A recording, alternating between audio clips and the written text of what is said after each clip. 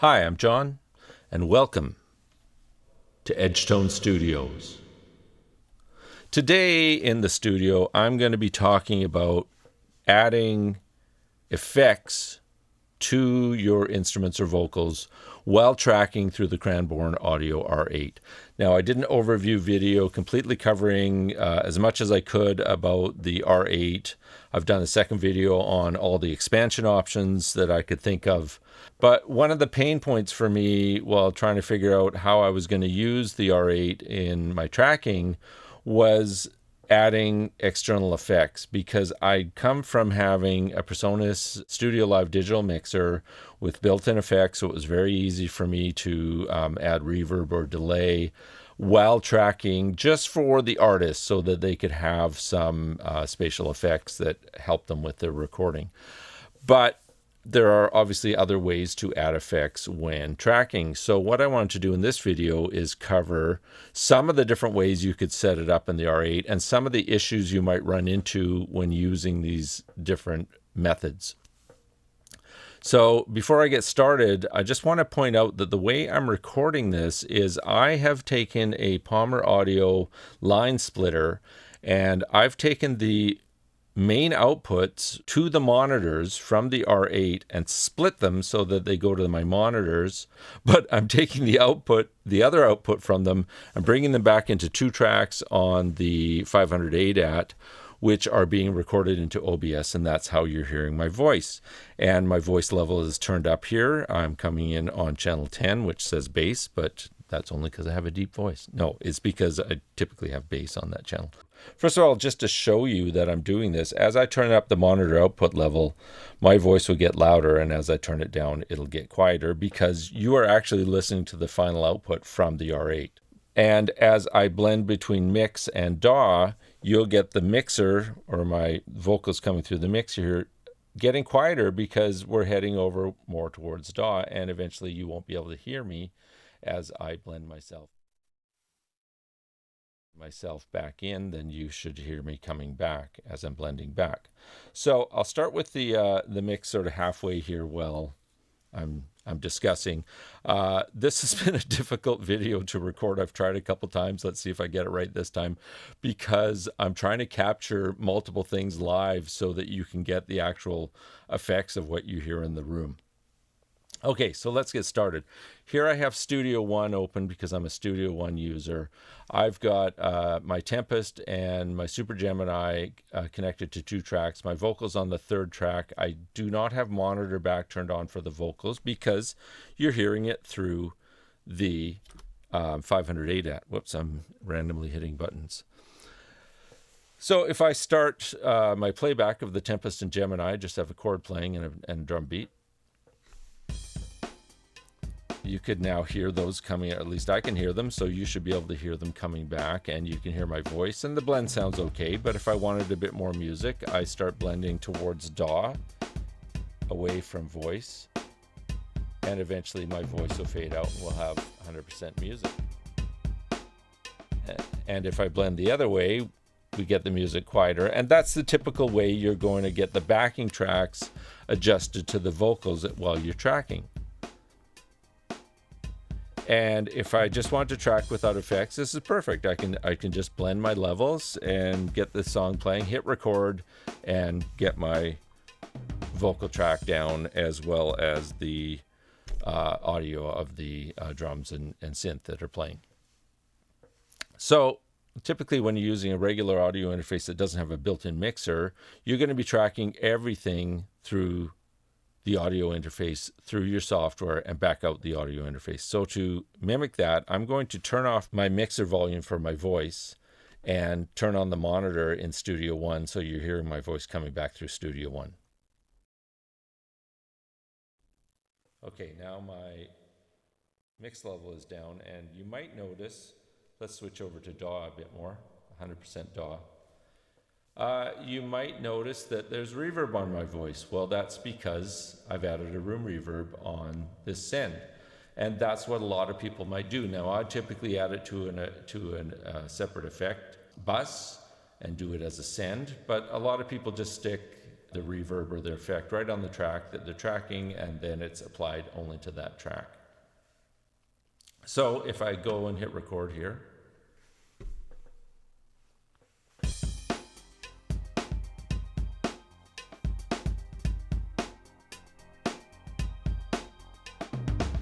now I can track my vocals with effects on them, and they're baked into my DAW right there. Yes, they are. You can hear them coming through as I track my voice right now.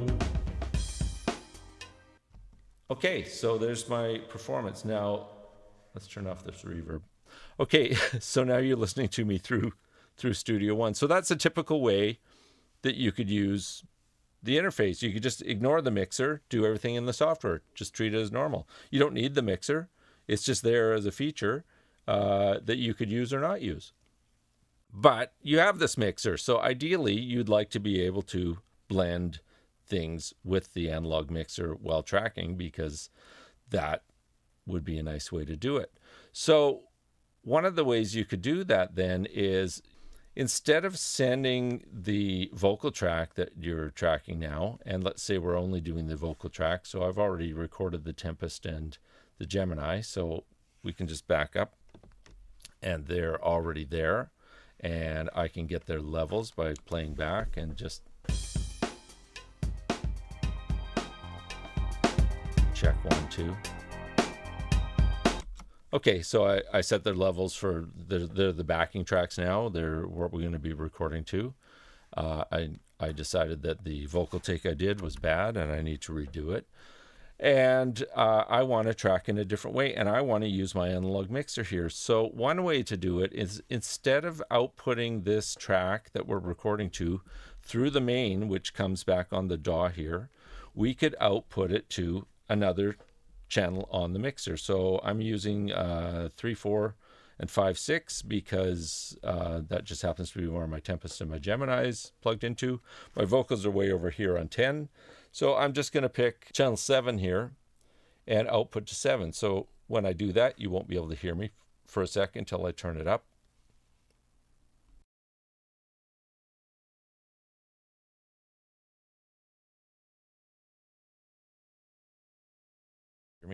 You still couldn't hear me because I forgot to blend over from DAW to mix. So once I've got the mix there, now I can blend my voice in here, and we're hearing me back through this channel. So now that when I turn the reverb on, check 1, 2, I've got reverb on my voice. So now I could go back and get ready to track my vocals.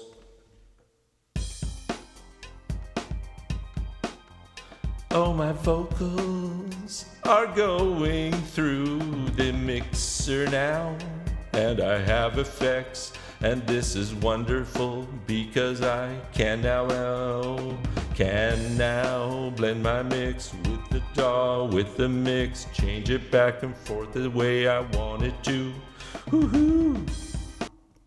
Great, and let's turn that off again. And I love my performance, so that was great, except for that one part. So now I want to punch in. So what's going to happen when I punch in? Well, we play back. This is wonderful because I can. Oops, I turned off the reverb. Let me turn that back on. This is wonderful because I can now. What was I saying? Mix, change it back. Okay. So I can punch in, and we're all good. Wonderful because I can now.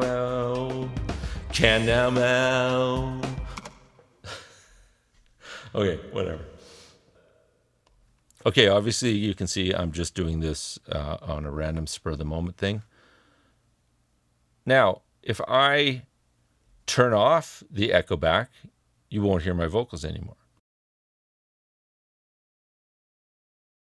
So I'm going to mix them back in from the original track they're actually coming in on.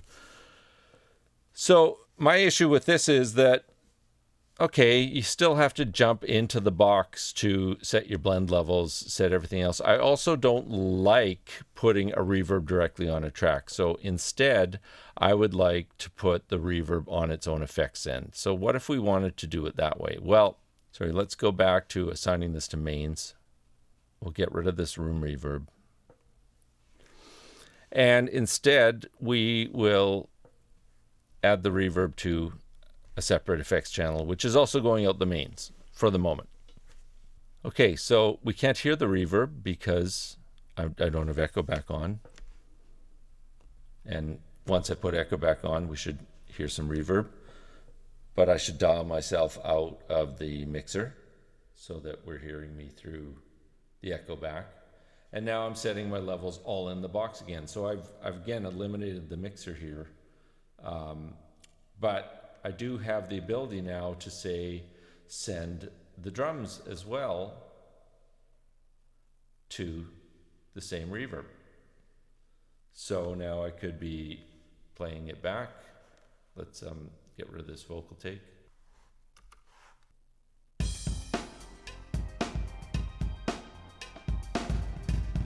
There, now I've got some reverb on my drums because I want reverb on my drums while I'm tracking, and I've got reverb on my voice. But again, I'm doing everything through the box. So what if I instead decide, let's just have the reverb coming out of 7. We'll blend between the DAW and the mix.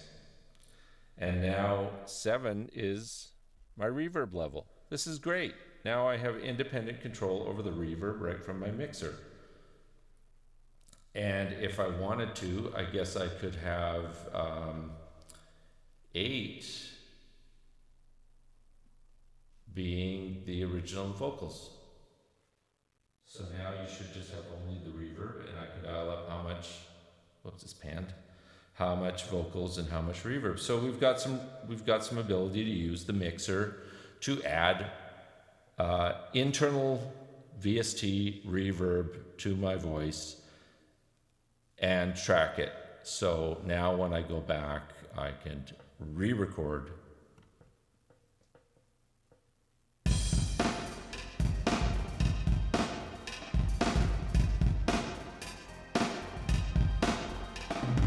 Now I have amazing reverb on my drums,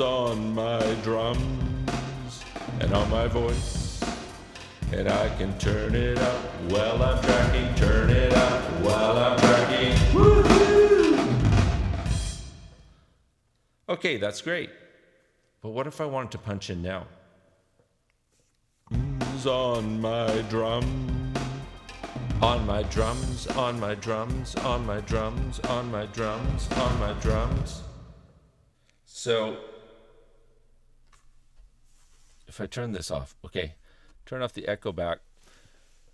Again, the problem for me is you're needing to have the echo back on in order to do this. So you are still tracking through the software. And although it works, and although it's pretty well the same as what you probably do most of the time anyways in your current interface, I would prefer to be able to do this independent of what's going on in the software. So let's get rid of these takes. I don't know why I have takes to layer turned on. And we'll start again here. And instead, what I want to do is I want to add effects without using an insert. So let's get rid of this insert altogether. Let's just remove this. There. This is going to none. Okay, I've cleared that all out. And instead, what I'm going to do is in my patch bay, I've taken the output of mix channel number 10, which is ADAT number 2. And I've taken that output and I'm sending it to my SPX90, which I don't have a camera shot of, but maybe I'll get a post-roll camera shot. And I've got levels coming up there, and I'm bringing those back on channels 7 and 8 of the 500 ADAT. So with that going, I'm listening to my voice through the mixer. I can swing 100% to mix to get my voice, or swing back DAW. I'll keep it halfway. And as I dial up, 7 and 8 on the 500 ADAT, I'm blending in the SPX 90, and it doesn't take much to have some reverb level with my voice. So now I can track this vocal without having to do anything in the DAW other than arm the track and hit go.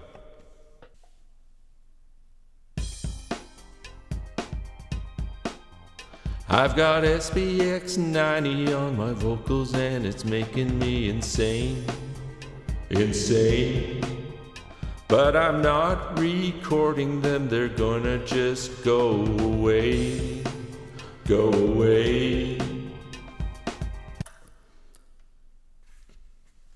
Okay, let's turn them off for a sec. So I can record now with reverb for the vocals without that reverb actually being part of the session. I've got SPX 90 on my vocals. And there's no recall obviously there because of the fact that it's not a VST plugin. But if I wanted to record that SPX 90 reverb because I loved it, I could just add a track for it. And let's go reverb. And that is stereo. And it's 1516. And I can arm that and redo my vocals.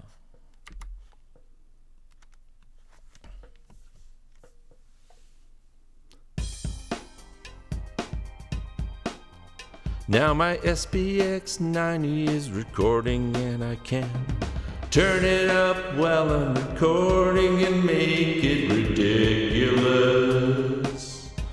ridiculous.